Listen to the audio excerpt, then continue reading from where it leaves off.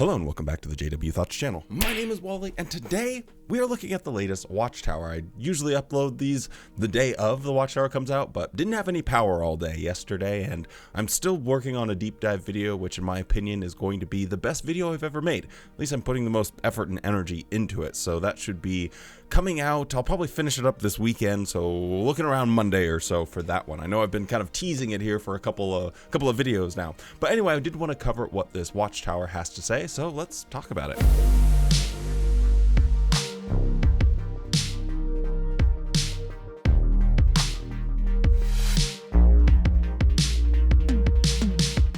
So this is the March 2026 Watchtower, and the very first article is talking about improve your art of teaching in the ministry. Now, I don't like to brag or hang any banners or anything, but they say that it takes 10,000 hours of doing something before you become an expert in it.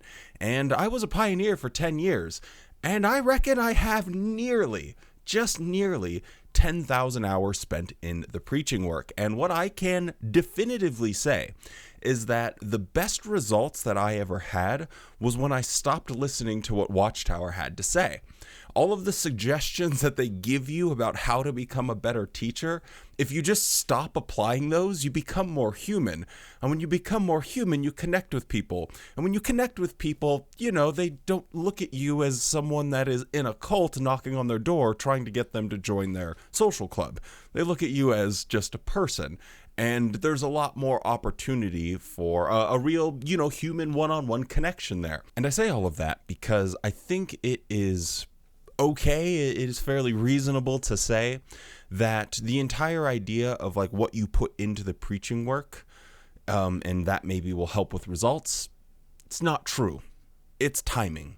If you just so happen to meet the right person at the right time, they might be interested. If they have lost family members, if they feel isolated and are looking for friends, honestly, that's like the most common thing that I've ever seen, they might consider joining, and they might be willing to put all of the doubts and idiosyncrasies in the back of their mind and think, wow, these seem like lovely people that are just good to be around. They seem like good people. So it's interesting because Watchtower continues to say this, and here in the second paragraph it says, of course not everyone we speak to or meet will respond positively to the good news, and the results we obtain do not depend entirely on our efforts. It's such a strange thing that they just admit this. Well, it doesn't depend on your efforts, but they put so much effort in. Billions of hours spent, all of these music video production studios being built around the world. They're always say the exact same line. We are doing this to help support the preaching work. So a lot of effort goes into it. So if the results aren't, a direct correlation of the effort that you're putting into it, why are you putting so much effort into it? Anyway, this article goes on and on. It's a bit boring and not terribly interesting, but there was a picture that I did want to talk about briefly, and the little thing under it says, try to understand the circumstances of those you teach and learn to care about them. Now, I've made an entire video saying that Watchtower should be banned from ever preaching in women's shelters. I went through and showed the entire history of everything they've said about domestic violence situations, and a lot of it has to do with, hey, lady, what can you do to get your husband to stop beating you? How are you contributing to this problem? And it's a really disgusting thing that they do. And again, I know I play this clip all the time, but I think it's one of the worst things that has ever been said on JW broadcasting. So I'm going to play it again because it really gives you a keen insight into just how profound the lack of empathy and care that the governing body have about their people. They're at the top of this food chain, and in that kind of position, the entirety of the Jehovah's Witnesses around the world, they are under their care. They even say that much. They view themselves as shepherds, herding the sheep. And so if they're your people, you should protect and care for your people. But they say stuff like this. Really, no good comes from returning evil for evil. On the contrary, such an attitude can only aggravate the situation. In the domestic setting, A wife who shows genuine kindness to her husband after he makes unpleasant comments about her beliefs may well diffuse a potentially explosive situation. At Proverbs 31:12, we are told how a capable, God-fearing wife deals with her husband. She rewards him with good, not bad, all the days of her life. Media is very skillful at presenting something bad as good. For example, in a movie, a female character might be portrayed as having a husband who is abusive. You like the woman, and you want her to find happiness. Then a handsome man starts working in her office, and he's so nice to her. There's an attraction between them, and the budding romance is presented as something good. Soft background music makes it hard to consider her course to be bad. It's easy to keep watching and hope she leaves her marriage mate and runs off with her workmate. And usually that's what happens. So easily, we can forget that Jehovah and Jesus hate adultery and unscriptural divorce. So going back to this picture, we have this person, she's obviously thinking about a Bible study or something, and she knows about this situation. But if she wants her to become a Jehovah's Witness, the message that she's going to get is, what can you do to stop it? And you also can't leave. Don't leave. What kind of bizarre upside down cloud cuckoo land do we live in where she's thinking, how can I get this woman to join my church so she can stay with her abusive partner? It's shocking. Then we have the smoking thing. Who cares? Talking about the medical situation. Again, don't become a Jehovah's Witness because there might be a situation that arises where you need life-saving medical treatment and you're not able to get that treatment, or it's so expensive you can't get it and you'll die for your faith. So all of this thinking about how you can help people and your Bible students, it's a bunch of hoopla, because what if you actually applied those things, maybe stands for smoking here, you're going to make their situations just worse, quantifiably, objectively worse, if you bring them into the Jehovah's Witness religion. Now, the next article is talking about the story of Job, and I'll be completely honest, Uncle Magog made a really good video about that a couple of days ago, so I'll just put a link in the description if you want to hear some good insights about the book of Job, and the basis for that is in the Bible story book, so it's pretty funny, it's pretty entertaining, and it has a lot of good points in there. So we're going to skip right over that, but I will defer you to Darth Magog if you want to see some coverage of the book of Job. Now, this next article is actually pretty interesting. It talks about how will you fight your distractions, and they really set it up perfectly here. Our lives are filled with activities that are important. We know that concentrating on our spiritual activities and routine is most important, but the way that they try and convey this information is a real head scratcher. So, for example, we may have health concerns or necessary family or personal matters to care for. Of course, these things are important and they need our attention. But could they become distractions? They could if they start to dominate our thoughts and consume all our time and mental energy.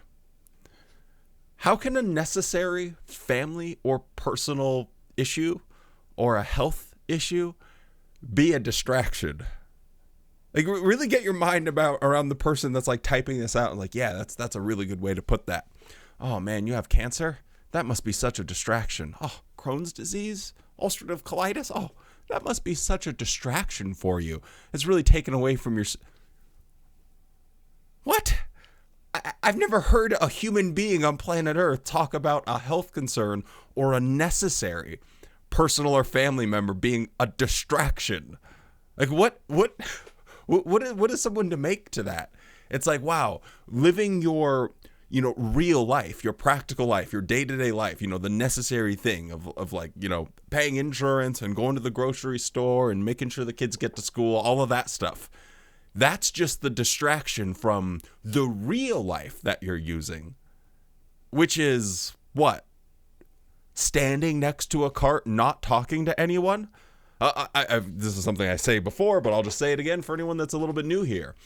For one whole year, every single Wednesday, I participated in the Special Metropolitan Witnessing Program and did a double shift. Every Wednesday, I was in downtown Seattle, standing next to a cart, and I would pick up extra shifts every now and then. But essentially, for about 8 hours per week is what it all totted up to, or average out to be. I stood next to a cart, and me and my crew, my team of people with me, in total, after a year of doing this for 8 hours every single Wednesday, we placed one magazine.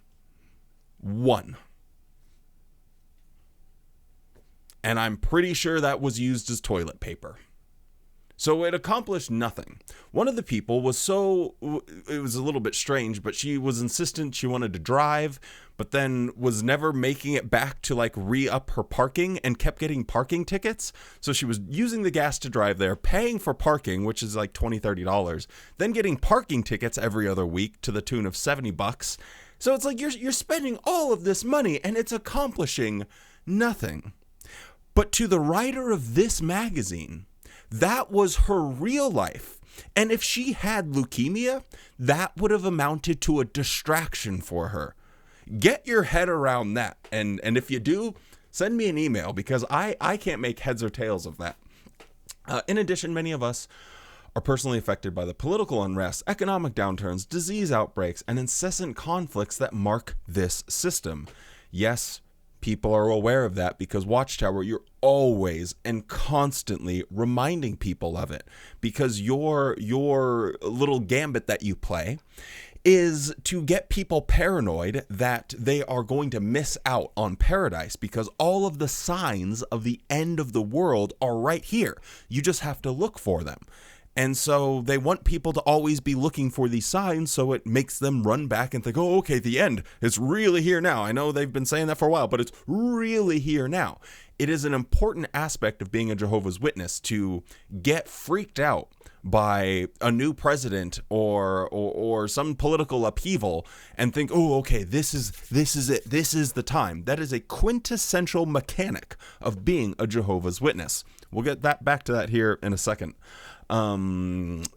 Understandably, they are emotionally distressed by what they have experienced. Humans were not designed to live under prolonged strain. No wonder some feel that they have been robbed of a normal life because of enduring such difficult times. As a result, some try to relieve their distress by filling their lives with entertainment or recreation. What can we do if we ourselves if we see ourselves in any of these situations? I just found it really hilarious that they have the audacity to say humans were not meant to live under prolonged strain. What do you think?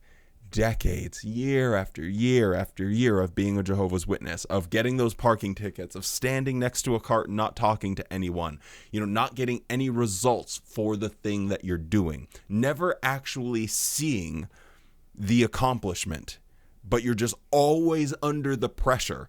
You said it. Humans aren't designed, we have not evolved to be under such strain. And that's why being a Jehovah's Witness is a fairly miserable experience. So then they go and they talk about Jesus and how Satan tempted him, but he learned all of the secret ways of success, to think like Jehovah, and then to stay busy in spiritual activities. So let's just jump right here all the way to paragraph 13 and bring in that point that I made just a minute ago.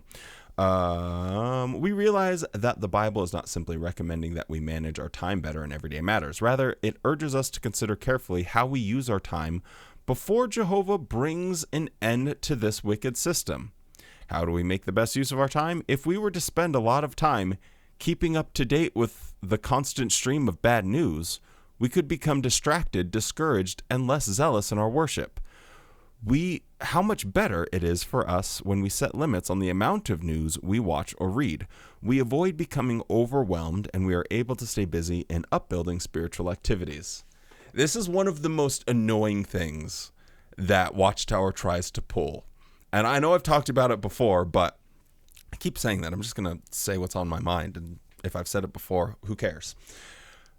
But like I said before, you have this quintessential mechanic of being a Jehovah's Witness where you have to stay tapped into world events because that is what your faith is predicated on.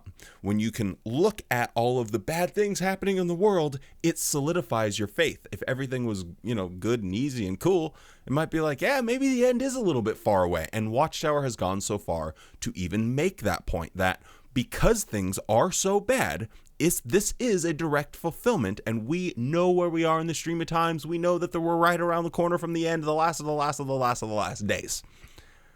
And then they turn around and say, now don't spend too much time thinking about all the bad stuff you see in the world. Isn't this like an important thing to being a Jehovah's Witness? Isn't this what Watchtower does all the time? Don't they constantly talk about how bad everything is to scare Jehovah's Witnesses to stay in their little religion? And then they just turn around like, but don't spend too much time thinking about it. Do you know how much better to just stay busy doing spiritual activities? It makes no sense they can just speak out of both sides of their mouth. It's a really fascinating article, I'll be honest with you. Then here at the end of paragraph 14, it says, as we witness ongoing political unrest, economic downturns, and widespread diseases, we are not shaken. We see these things for what they are, proof that Bible prophecy is being fulfilled. Rather than be unduly distracted by fear, we are confident about Jehovah's purpose for our future. So again, here, look at all the terrible things in the world. Hey, don't look at all the terrible things in the world. But all those terrible things in the world can help you be confident and not scared. So don't be afraid to look at all the terrible things in the world because they're fulfillment of Bible prophecy. So then we have this picture here. Despite world events, stay busy in spiritual activities. So here, these brave soldiers are going out. No tie for the dude going out preaching here. So that's pretty huge. And they're leaving behind elections and protests and the market going down and diseases and wars, and they're going to go and stand next to a cart and not talk to anyone. That's their solution. The solution to potential anxiety from just, and I will agree with Watchtower on this point, being inundated with bad news all the time can be very draining and you can just get absorbed in it. And sometimes you have to just shut it off and go live your life and be like, okay, I know that things are bad, but I at the end of the day, I got to just live my life to a certain extent. But I don't think that the solution to that should be go and stand next to a cart in the rain and be miserable while you talk to absolutely no one. And then I think what the real point of this entire article was, I think it has less to do with Jehovah's Witnesses being tapped into what's going on around the world, because I think they like to kind of delude themselves in looking at news stories. You might come across, negative things about Jehovah's Witnesses, but another thing you might do that in the same way is through social media. And Watchtower has been really on the side of, for a long time of, hey, you need to be careful. You need to be scared of social media. So this is, I think, the real point of the whole thing when they were writing this article about distraction. So we'll read a fair amount here. Many today look for escape by turning to social media. They use it to connect with friends and family around the world and to share news, photos, and more. And they use it to enjoy endless entertainment. Yet these individuals can end up completely engrossed, spending much of their time and energy on keeping up with the latest. To help us have a balanced view of social media, we might ask ourselves, is my use of social media refreshing me, or is it blurring my view of what is truly important? Couldn't agree more. Social media can be a real trap, a real time suck, but the answer is not to go preaching. A good judgment is also needed if we watch movies or television series on streaming services, view short videos on internet platforms, or play video games. These activities can be fun. Hey, shout outs. Video games can be fun. You heard it here from Watchtower, and can help us unwind. But we need good judgment when it comes to the type and amount of entertainment that we choose. Video services constantly feed users with new suggestions and could expose them to violence or immorality. This is what happened to one of our brothers in Asia. He first began watching highlights of movies on one online platform. As he continued to watch the video clips that were recommended, he found himself watching immoral scenes. Eventually, he began to view that over here. maybe this is just Uncle Wally coming out here. I'm not a short form content person, but I am aware that in the short form content space, one of the popular ways that people try and make money is by using AI to just take movie clips and edit them into like smaller sections and then just put them on the platform. Those would definitely be flagged if they have, you know, sex scenes in them or there's nudity in that. So I'm guessing that it's mostly just like maybe romantic scenes or something like that. But how does one go from watching a movie that, you know, or a clip of a movie for 30 seconds and then that just directly goes to, you know, I'm going to start watching some I can't even say that word. My brain just shorted there for a second. Sorry, actually, just Alt F4 in real time there.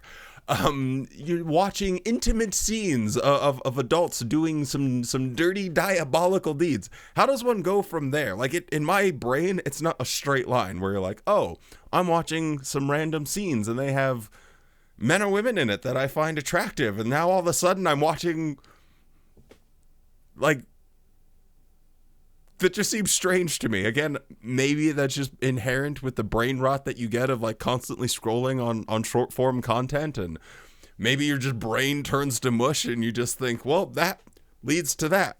I don't really see how that's the case. But hey, that's just me. I'm the goofball here. But yeah, here at the end of the day, you know, as this picture shows, they want people putting down their Instagram, their Netflix. They're not too subtle about how they're setting this up, and their Pinterest, and pick up your Bible. And at the end of the day, like if someone's trying to unwind and just like relax for a little bit, and however they figure that's going to be, you know, beneficial for them is going to look a lot different. But I can tell you from personal experience that picking up the Bible, which if you're a good Jehovah's Witness like me, you would have read the Bible once a year. So, you know, like I had already read the Bible like 12, 15 times. Like, it's just, there's not a lot new there. There's not a lot of like, it's not really helping me unwind. Like Watchtower admits that study can sometimes be tedious or difficult. It's not super refreshing, so it's just a very unrealistic thing to ask of people that after the end of a long day, you know, you've gone out in service, you've gone to work, you've gone to a meeting, you're just exhausted, and you finally get some downtime. I don't think people want to pick up a book and ask themselves, what can this account teach me about Jehovah?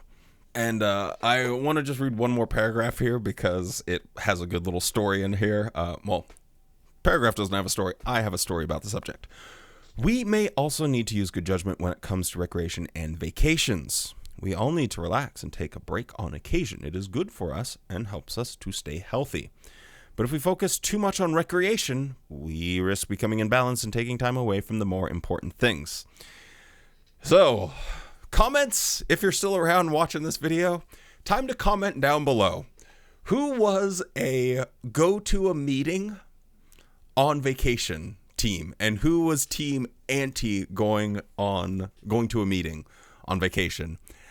I went to a couple of meetings when I went on vacation, and let me tell you, that really super sucked.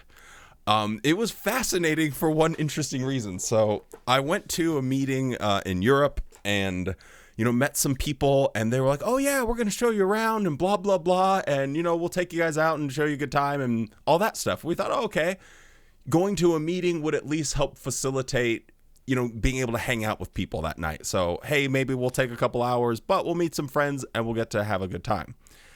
They never called back. They just up and ghosted us. And so me and my friend are sitting around in our hotel room just waiting for them to like say something, and they never call. So me and him ended up going to a nightclub and dancing with worldly girls. Ooh, we were super bad people. Naughty, naughty. But it was just like really, really funny that it's like you do the right thing and you're like, oh man, these spiritual people, they're going to be so wonderful. We're going to meet other friends. And then they just like burn you so hard that you end up going to a nightclub It's just, oh, it was pretty funny. So anyway, comment down below. Let me know. Were you team, yes, we're always going to make sure we go on when we go on vacation, we're going to a meeting, or did you laugh and shoot spitballs at the idiots that, like me, that actually did that? And there's just one more thing that I wanted to talk about, and that was just 2 pictures. I'll be completely real with you. I don't think the subject or context of these really matters. They're talking about some Bible stories, David, Abigail, Jonah, blah, blah, blah. But this first one here, there's this kid in school. Obviously, Watchtower is making a big deal that people have pride flags. This guy's going into the battle zone here, like, oh man, there's pride flags. What a horrible situation. Things are going to be terrible there. Like, okay. Anyway, so that kind of makes me giggle. But then there's another one here that's also directed at children. It's a different article. Again, doesn't really matter. But regardless of our age, we can courageously and successfully defend our faith. This pisses me off because when the governing body have an opportunity to defend their faith, defend their practices, that deep dive video I'm making is on CSA, so I'm, just knee deep in thinking about these things, but the governing body will always, and I mean always, use any legal remedy at their disposal from distancing themselves from defending their faith. The famous Garrett Loesch letter where he says, hey, I'm not even a member of Watchtower. I have no affiliation with them. I don't even know what you're talking about, bud. Watchtower, I've never even heard of Watchtower. Who is Watchtower anyway, really? There's a preposterous. Why would I have to come? They would go so far as to say things that would get an ordinary Jehovah's Witness disassociated on the spot. And they will say that in a legal letter to deny any accountability for the practices, the policies and procedures that have been drummed up, sent out, and executed by the governing body, and they won't defend those. But for a kid, they have to go and stand up in school. And if there's pride flags all around, they got to be just ripping them off and be like, no, get that crap away from me. Bible says you all should die.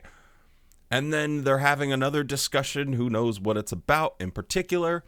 But, maybe getting bullied a bit because of taking a position about whatever the subject matter might be. It might be that about how they feel about LGBTQ individuals, or it could be about evolution, whatever it is.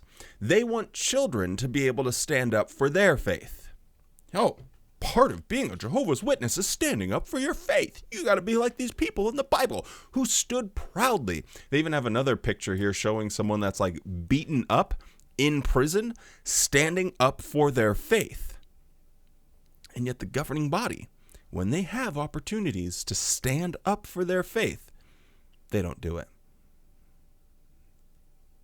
They don't do it. They hide and they cower and they protect themselves with their legal team to avoid having to stand up for their faith. Do you ever see a governing body do a debate with someone? Do you ever see them do an interview? Do you ever see them on 60 Minutes, really talking about it, having hard questions asked of them and, defending their faith? You don't think that someone from like 60 Minutes would be more than happy? You don't think that a documentary filmmaker wouldn't be more than happy to speak with a governing body member? I would be super excited to speak with a governing body member, but they will never do that. It doesn't matter how or where, in what forum that they are challenged, they will always back away and lie or, hide behind legalese in order to get out of that. So I think it's disgusting that they show and portray and encourage other Jehovah's Witnesses to be beaten up, to be bullied, to be made fun of, to be ostracized, and yet they aren't willing to do that themselves. Very, very last thing that we'll talk about here, kind of in the same vein. This one is just something that I think about often, but It's here in paragraph 15. Even where our work is banned or restricted, our brothers and sisters have shown unselfish love for fellow Christians. There's a sense amongst Jehovah's Witnesses that the persecution that they are enduring in places like Russia is like really bad. You know, you almost get a picture of people like being just, every Jehovah's Witness is just being thrown in cars and sent off to the Hebrew region. Shout outs to my Breath of the Wild, Tears of the Kingdom fans, to build roadways or something. And yet every time they show like a video or a picture of someone that is being arrested, there is an entire group of Jehovah's Witnesses standing there supporting them. So if it's not like they're being hunted, it's not like they're being tracked down. If the police, the government was trying to hunt down and track them down and, our work's under ban and we're having to meet together in caves, don't you think that when one is getting arrested, like an entire congregation wouldn't show up with their faces so the government knows who you are? It just, again, I don't know, but it says to me that the situation isn't that dire as they make it out to be. The situation isn't as bad as they want people to believe it is. Because why? Why would other Jehovah's Witnesses willingly go to a police station or a courthouse where someone else might be getting arrested and be like, oh, I'm one of Jehovah's Witnesses too, and I support you? Like, it obviously, to me anyway, must not be that crazy of a situation that they are able to do that and not get arrested themselves. So, like, why does Watchtower make it seem that everything is so bad and you're always, so this person's been arrested, this person, most of them don't even face jail time. Anyway, we'll get into that. I had made an entire video on that subject, but I never released it just because the timing was really bad and there was some tensions between Russia and other places, and I just didn't want to get myself involved in any of that heated discourse, try and keep things positive over here. So anyway, that is this month's Watchtower. I know you guys like these videos, or at least that's what I'm told, or it seems like it by the numbers, so there's another one in the books for you. Hope you guys enjoyed it. This one's a little more candid than normal because I'm trying to go fast so I can really work on that deep dive on CSA that should be out on Monday. With all that being said, stay safe, be kind, and don't forget to spend more time loving the things you love than hating the things you hate. Now go out there and have a good ass day.